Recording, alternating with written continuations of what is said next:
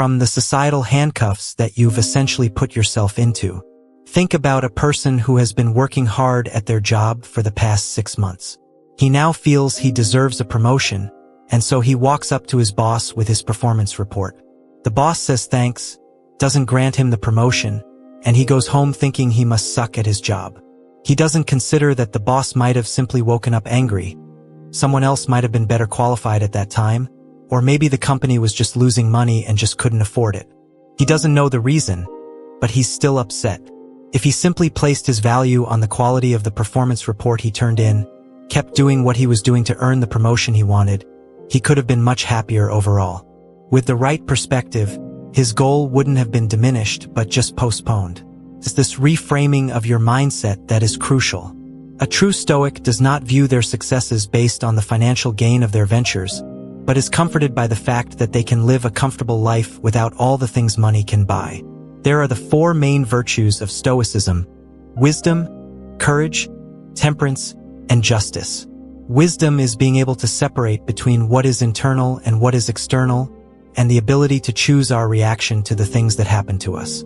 As Viktor Frankl said, between stimulus and response, there is a space. In that space is our power to choose our response. Courage, 2 words: persist and resist. Temperance or moderation is what I just did there, doing more with less, saying more with fewer words. While Jeff Bezos and Elon Musk are fighting at the top of Forbes' list, Stoics believe that the limit of wealth should simply be having what is essential, and then having what is enough. Justice is the most important of all the virtues. It instructs that no one should do harm to another because we were all born for each other, to do good to one another, and not to ourselves. Nelson Mandela was one of the most famous African leaders in the world. While he was fighting against apartheid, he got sentenced to life imprisonment where he stayed for 27 years before finally being released. When he was released from prison, he was elected president of South Africa, and thus many people thought he was going to brutally punish all the people that had anything to do with apartheid or his imprisonment, but of course he did not. Throughout his time in prison, Mandela read the works of Marcus Aurelius and learned many of the core values of Stoicism, all of which he practiced throughout his life. Instead of calling for the heads of the wrongdoers, Nelson Mandela urged his people to instead seek the opposite, to relax and rebuild. He stressed that the past was now beyond their control, and that the only thing they could do was to find a way to move forward and build a better nation. This is the way of the Stoic. In modern-day medicine, Stoicism is at the core of procedures like rational emotive behavioral therapy and logotherapy. REBT helps patients to identify negative thought patterns that might be causing emotional and behavioral issues. It allows you to challenge the reasoning behind all these negative thoughts with logic, and when you realize that many of them are unfounded, you can then replace them with more productive and healthier beliefs. Logotherapy, on the other hand, is based on the Stoic principle that humans are driven by purpose. Even in the darkest of situations, we can fill our lives with meaning and happiness by simply finding out what that purpose is. As many of us know, though, this is easier said than done. It's a process much like everything else. We have to rewire the way we think. Out with the old, in with the new. To fix our problems with happiness, we must practice self-worth. By redirecting our definition of value to the things that we can control, we can stop getting fixated on the things that we cannot control, and overall, we can lead a much happier and more fulfilling life. Stoicism helps us steer through past and present storms into calmer and more peaceful waters. And if our ship sinks and we all drown, we can take peace in the fact that we lived a good life, albeit not as long as we had hoped. Because remember, everything has an end. In the city of Cyprus in 300 BC, there lived a very wealthy trader called Zeno. While on a voyage from Phoenicia to Piraeus, his boat sank, along with all of his cargo.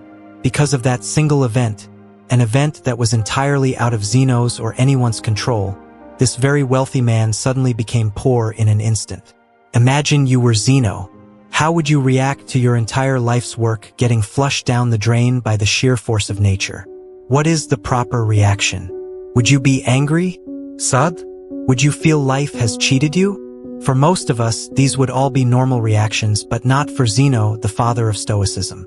One small change lasts an eternity, and one small reframing of your mindset can cascade into larger and more impactful changes later down the line. The core of Stoicism is the very definition of acceptance and indifference.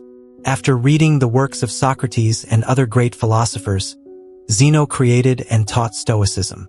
According to Zeno, although we don't have much control over what happens to us, we do have control of how it affects us, and we must use this control to great effect rather than crying over spilled milk, or in this case, drowned goods. Zeno focused on maintaining his composure over the situation, remaining calm and neutral despite his predicament. Today, people inadvertently view Stoics as people who cannot be broken, people who don't often linger to the emotional extremes, going through things like fits of rage or bouts of anxiety. But the original idea behind Stoicism was much more than that. Rather than just a way to describe people who are unemotional, Stoicism was a way to view, describe, and understand the world. It was a way of life, and that way of life has lasted for centuries. Stoic philosophy can be applied to situations today the same way it was applied thousands of years ago, and its benefits are just as impactful. Stoicism allows us to process these negative emotions from negative experiences and turn them into the thoughts that give us a unique perspective of the world. Perspective is everything, and everyone in the world has different experiences and thus different perspectives on things. Since the Stoics gathered, discussed, and taught philosophy in a public place, their general philosophy was widely known. They believed that Stoic principles could greatly benefit anyone and everyone, and so it didn't make sense for them to hide that knowledge behind the four walls of a school or of the palace courtyards. As a result, everyone from slave to emperor could learn and become a Stoic, and they did. Some of the world's most notable Stoics include Epictetus, which translates to acquired as he was once owned as a slave, Seneca, who was a well-renowned statesman, and Marcus Aurelius, a Roman emperor, and one of the most powerful men to have ever lived. The early Stoics practiced what they preached, avoiding all forms of segregation and leading the fight against inequality. They even invented the word cosmopolitan, which literally means citizen of the world. When people hear that word now, we think of cities like New York, Toronto, Dubai, and London because of how diverse they are. This was the type of unity and togetherness that the Stoics preached. At the time of Stoicism's foundation, women weren't allowed to pursue philosophy, but Stoics disagreed with that completely. Musonius Rufus, Epictetus' teacher, once said, "It is not men alone who possess eagerness and a natural inclination towards virtue, but women also. Women are pleased no less than men by noble and just deeds, and reject the opposite of such actions. Since that is so, why is it appropriate for men to seek out and examine how they might live well, that is, to practice philosophy, but not women?" Even at a time when it wasn't popular, women were allowed to freely learn about Stoicism and become Stoics themselves. So why do so many people adopt Stoicism as a way of life? In a world full of unexpected turns of events, our emotions can tend to get in the way of things. In reality, we don't really get sad because bad things happen to us. We get sad because unexpected bad things happen to us. Rain is a good thing. It helps to water our plants, provides water for livestock, and keeps the temperature cool and humid. But the truth is, when that dark cloud catches you outside without an umbrella, it's never a good experience. So why don't we start crying once it starts to rain? It's because although the situation is bad, we've learned to expect rain. It's something that is unavoidable. We can't control the weather, although it sucks. The rain passes and the light returns. Stoicism teaches us that in the same way, we should expect that everything bad that can happen will happen. Picture the worst outcome and be content knowing it could happen. One of the Stoic exercises is known as voluntary discomfort, an exercise aimed at increasing feelings of gratitude. Sleep on the floor of your kitchen, taking cold showers when you normally take hot ones, eat nothing but potatoes for a few days, things like this. This exercise helps you to understand that no matter how hard it gets, you'll still survive and potentially thrive if your mindset is right. By being able to withstand these uncomfortable situations, we indirectly prepare our mental for future misfortunes. With the current state of the world where advertisements are constantly shoved down our throats, we're made to believe that if we don't have the next best thing, look a certain way, or make a certain amount of money that we will never be happy. This message is important now more than ever. We enter the world not knowing much of anything. We grow up being taught things at home, in school, and by observing the world for ourselves. The thing is, a lot of times, all three of these sources of knowledge teach us in different ways. The question is, do we need to internalize all of this knowledge? If we do, we could unknowingly be setting unrealistic expectations for our lives, leaving us ultimately disappointed and unsatisfied in the end. That's no way to live. We should instead focus on improving ourselves, for ourselves. We should do things for ourselves and only for that reason.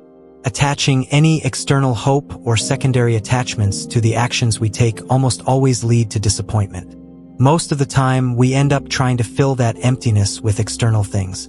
Blowing all your money on a fancy car, a house, or even starting a family. Sometimes we do all of these things for their external value and not their internal value.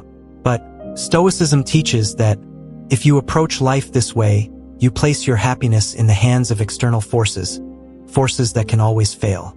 Cars almost always break down, natural disasters wipe away entire cities, and divorce rates climb higher and higher each year. But even the free things in life come at a cost.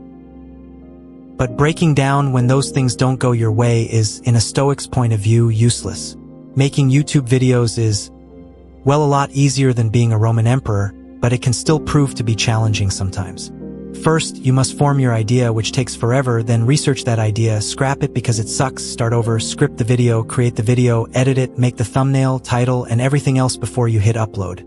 Everything up until the point where you click upload is all up to you. However, once you click the upload button, the power shifts to the YouTube algorithm. Still, a lot of people judge the success of their YouTube channel or Instagram account based on how many views and subscribers or followers that they have, metrics of which, for the most part, are beyond your control. Stoics teach that instead, you should judge the success of your work based on the amount of effort you put in, and not the outcome of your external hopes. Trust the process. Living with less means unbinding yourself.